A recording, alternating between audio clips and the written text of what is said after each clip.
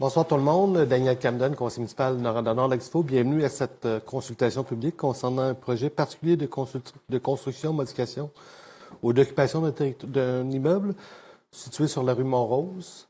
On est ici faire la consultation. Je vous passe la parole à M. Brassard pour la présentation. Merci beaucoup. Donc, les grandes lignes du projet de PPC Moi. On va parler d'une construction de 2 bâtiments résidentiels sur la rue Montrose, des bâtiments de haute densité, de densité d'occupation, de 7 logements par bâtiment, des bâtiments d'1 étage chacun. La raison pourquoi il y a une demande qui est faite, c'est parce qu'il y a des usages dérogatoires à faire autoriser, donc un usage résidentiel de haute densité, 7 logements sur 2 immeubles par immeuble. Il y a également des éléments au niveau du stationnement qu'on va voir plus en détail dans les prochaines pages, et puis d'autres aspects secondaires comme les bacs de matières résiduelles qui vont être en cours avant.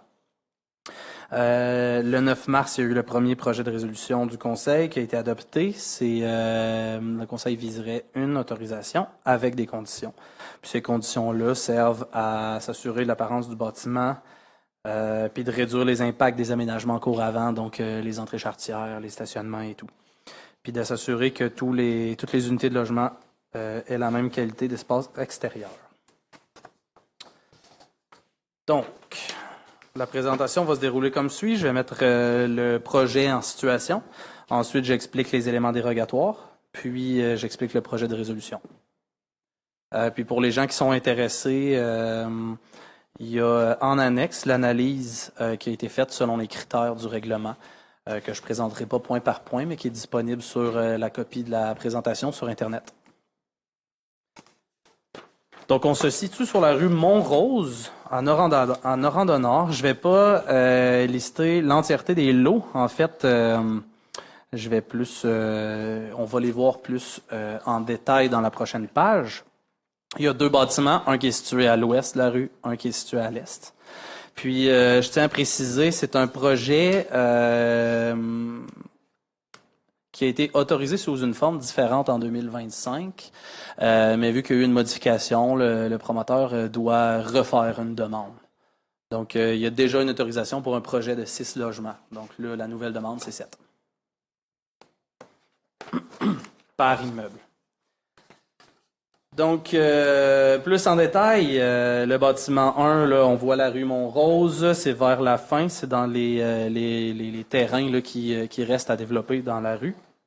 Ils sont situés dans la zone 3044. Cette zone-là autorise des usages résidentiels, mais de faible densité seulement, avec une densité d'occupation maximum de 2 par bâtiment. 2 logements par bâtiment. Donc, voici l'apparence du bâtiment. Pour ceux qui ont suivi la demande en 2025, il y a très peu de modifications qui ont été apportées sur l'enveloppe extérieure. C'est tout simplement que on le voit encore mieux ici. Les 5 unités de droite, c'est les unités qui ne sont pas touchées. Puis il y a une unité à gauche qui a été divisée en 2 pour en faire des logements abordables. Donc, c'est les 2 plus petits à gauche. Maintenant, au niveau des éléments dérogatoires, pour le bâtiment 1, qui est situé à l'ouest, on a premièrement un usage résidentiel de haute densité, avec une densité d'occupation de 7 logements par bâtiment. Le maximum dans la zone, c'est faible densité, avec une densité d'occupation de 2 par bâtiment.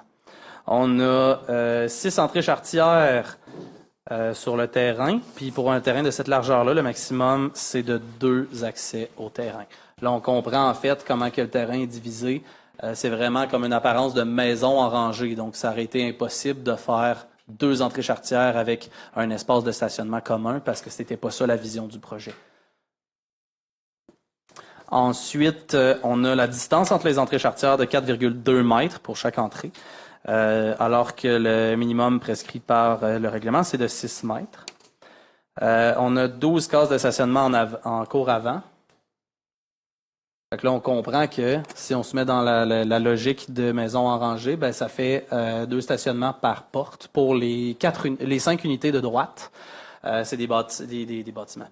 des aires de stationnement où les voitures, c'est 2 voitures qui rentrent une en arrière de l'autre. Puis pour les 2 plus petites unités, c'est un stationnement par porte. Donc ça fait un seul stationnement de profondeur. Donc en tout, ça fait 12.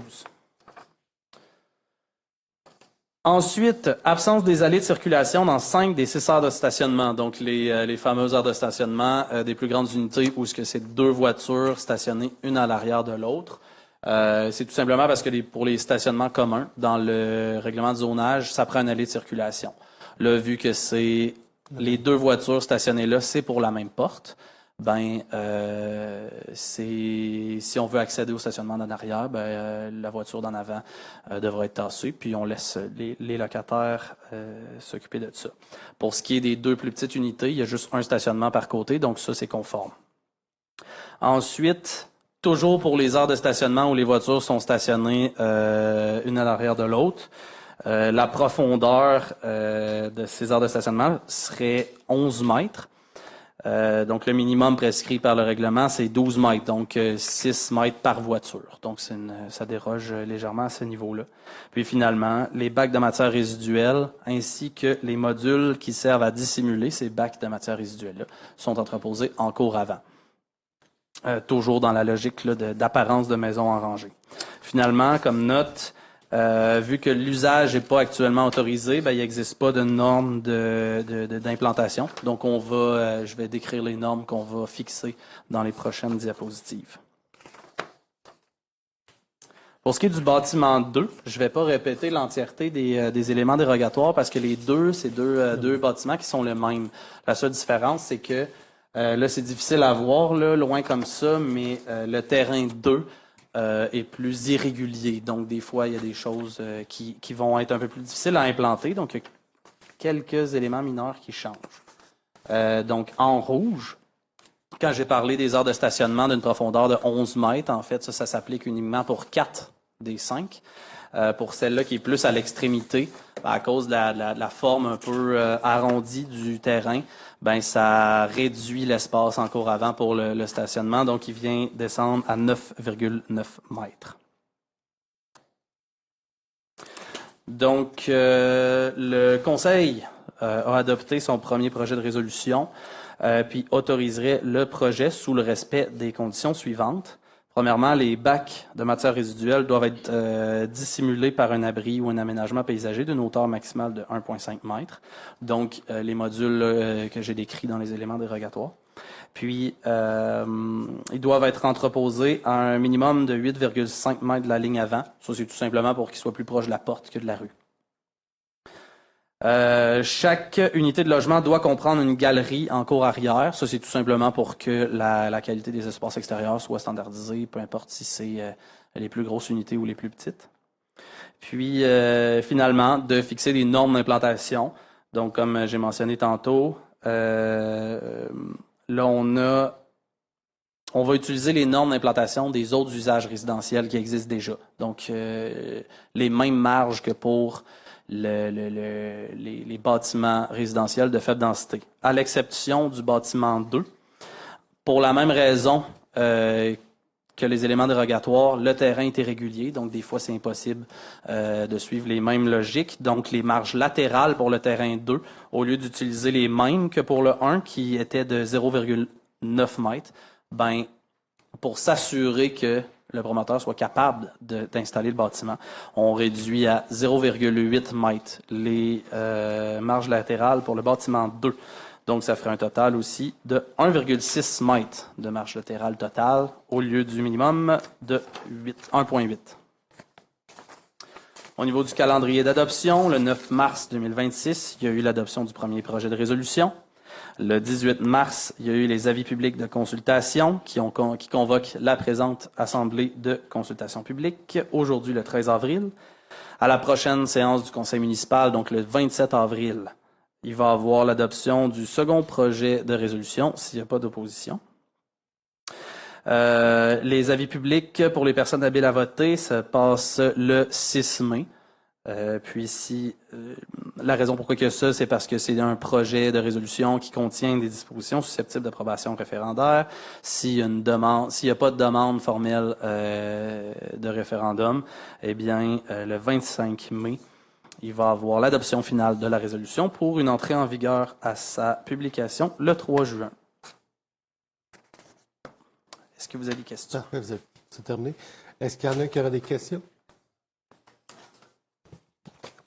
Parfait. S'il n'y a pas de questions, on va attendre encore 1 minute ou 2 pour la prochaine assemblée de consultation qui va commencer à -20.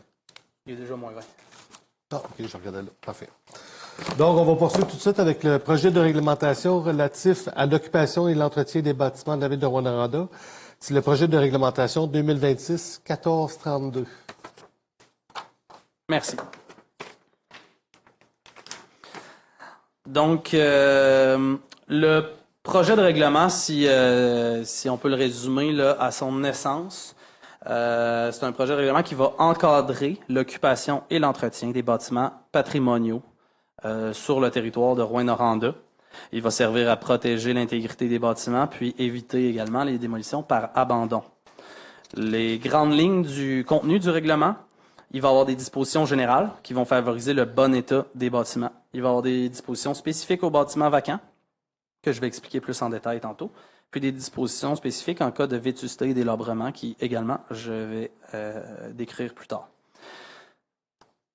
Pendant la présentation, puis après la présentation, qu'est-ce qui est important à retenir, c'est que c'est un règlement, il y a beaucoup de dispositions qui sont prévues dans ce règlement-là, il y en a de plus sévères que d'autres, mais ils sont applicables uniquement pour les situations les plus graves. Ça veut dire que la majorité des cas, le règlement ne s'appliquera pas. Il va vraiment s'appliquer à une minorité de cas qui sont flagrants.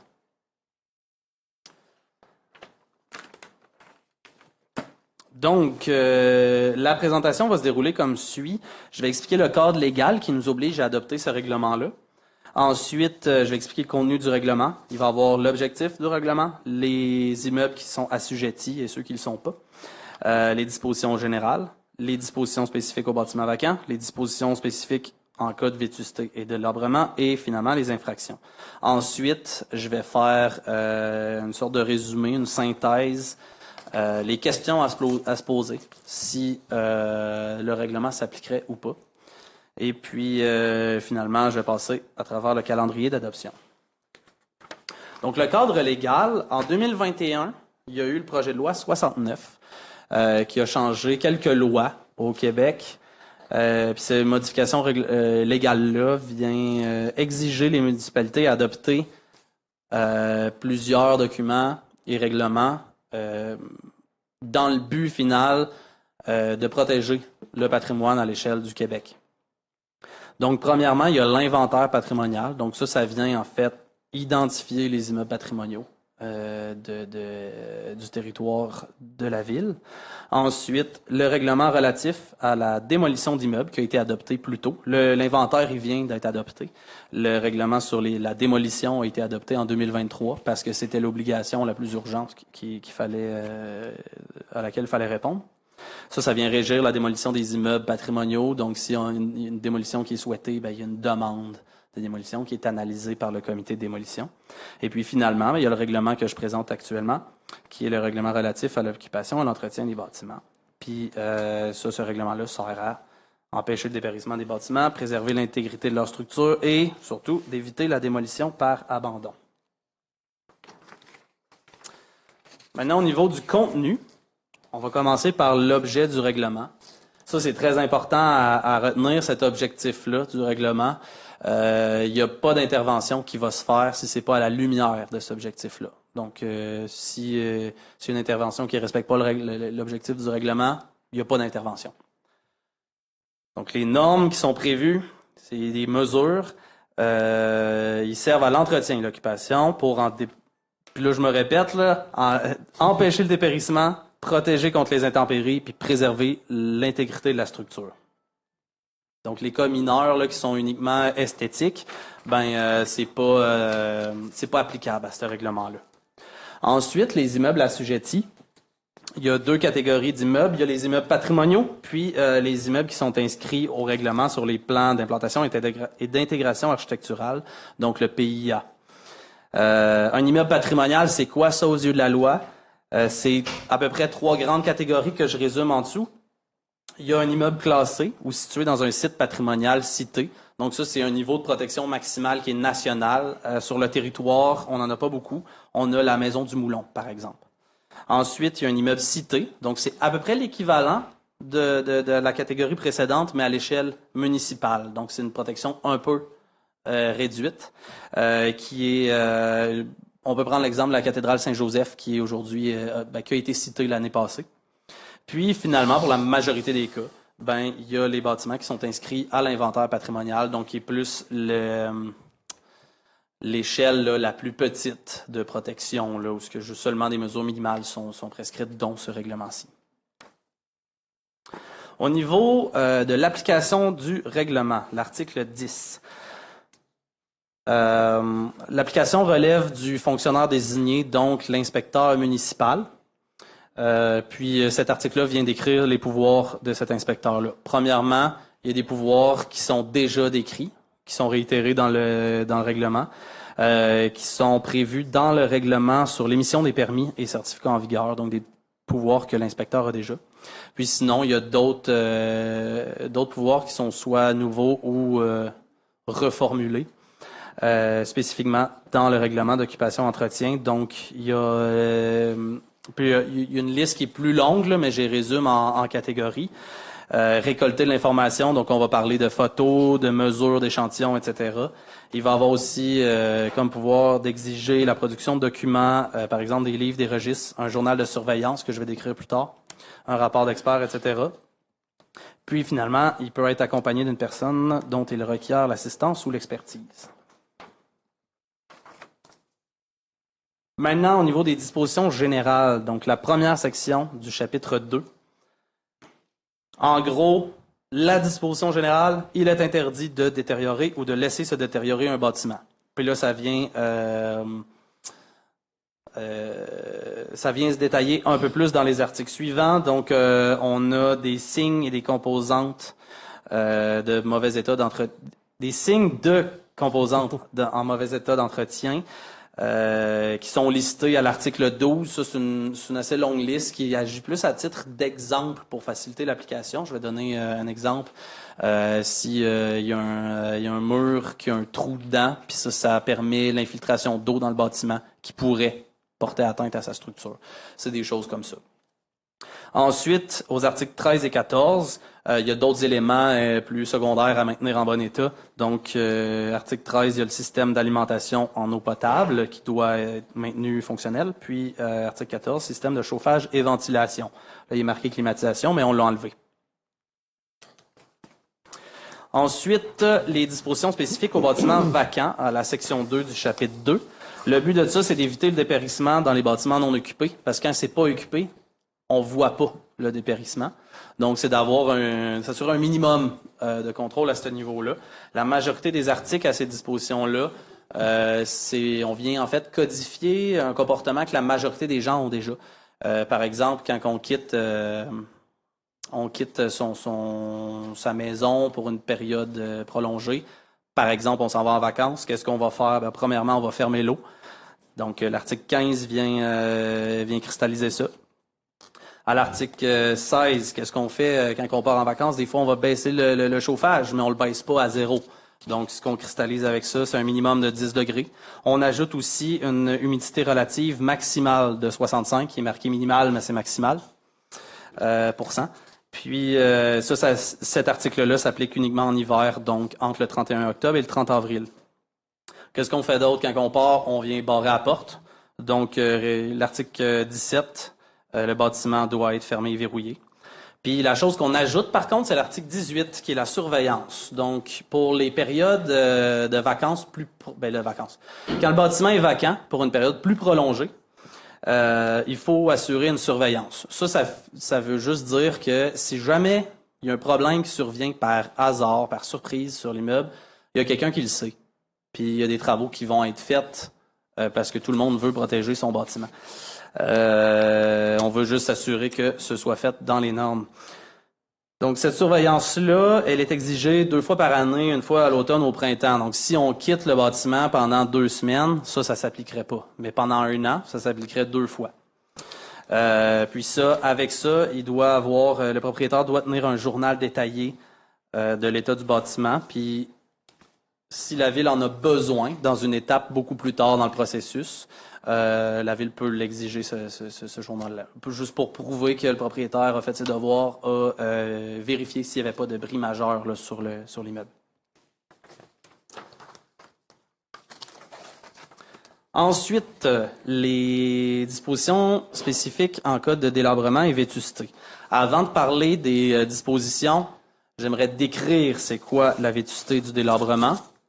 Donc, premièrement, la vétusté, on parle d'une détérioration causée par le temps et l'usure normale, et surtout, un bâtiment pour lequel l'usage pour lequel le bâtiment a été conçu ou destiné est rendu impossible. En d'autres mots, si c'est une maison, la maison n'est plus habitable, donc elle est vétuste. Si elle est habitable, elle n'est pas vétuste.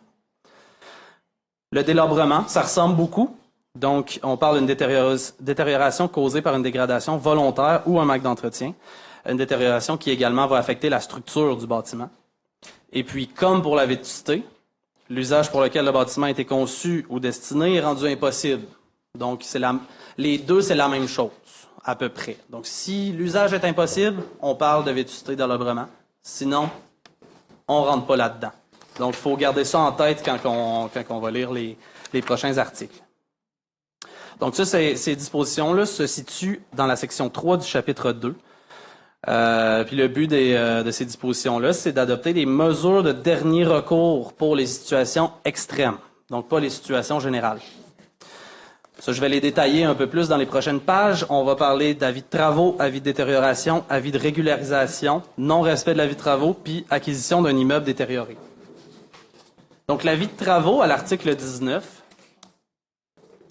c'est un avis écrit que l'inspecteur envoie au propriétaire qui exige des travaux de réparation.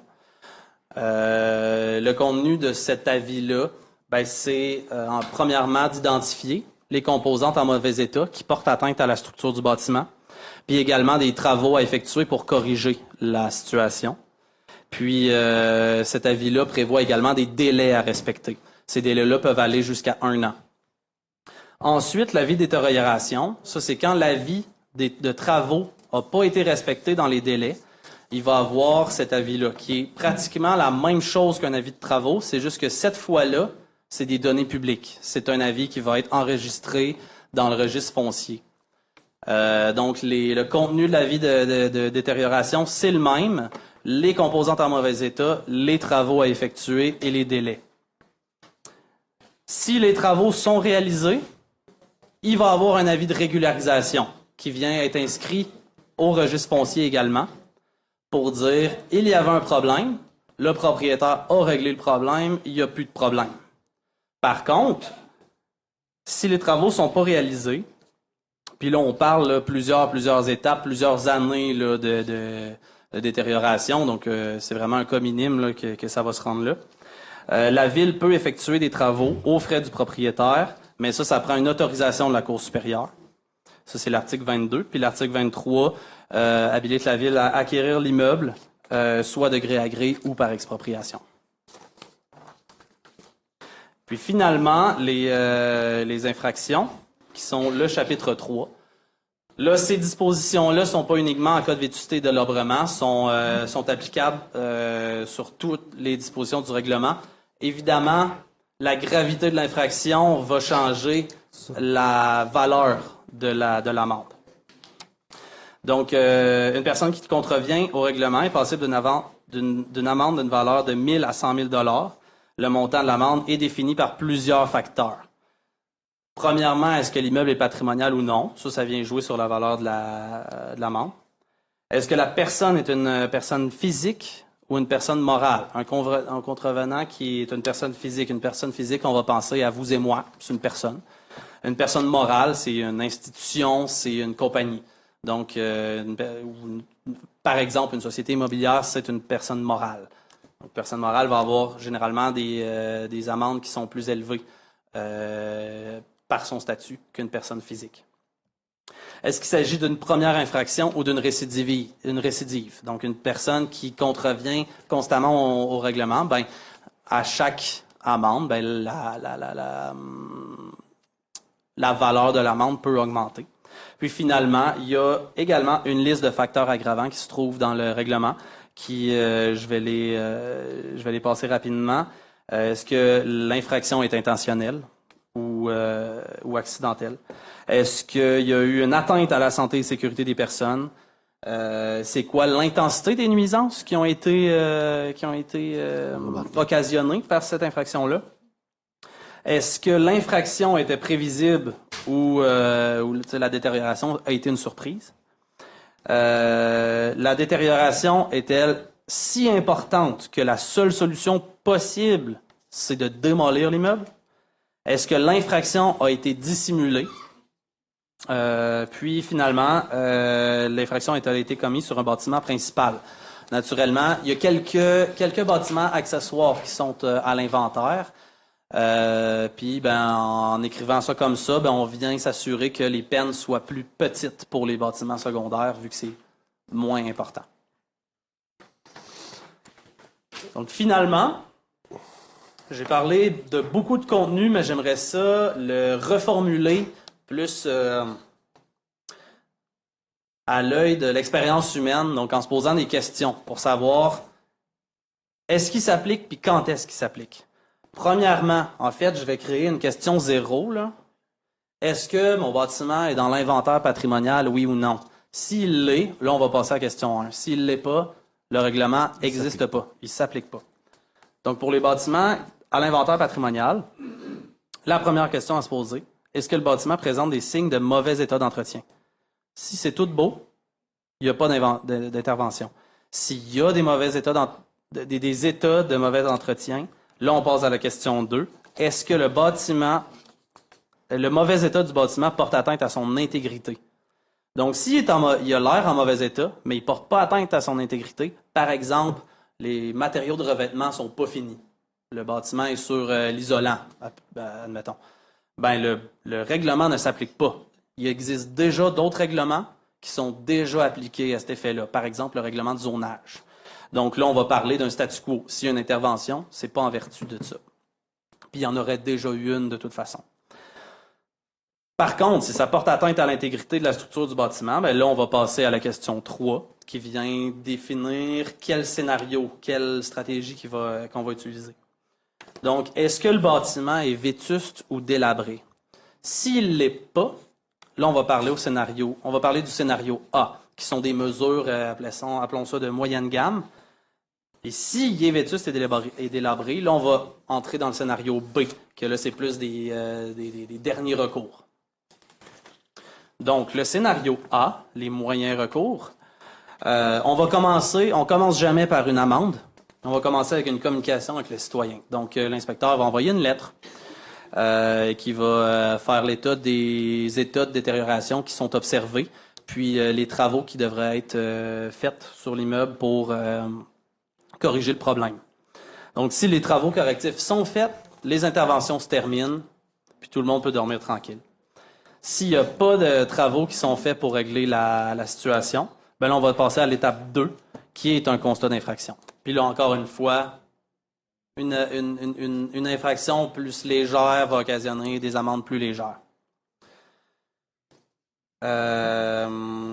Après l'émission d'un constat d'infraction, si les travaux sont faits, ça finit là, on paye l'amende, puis on peut dormir tranquille.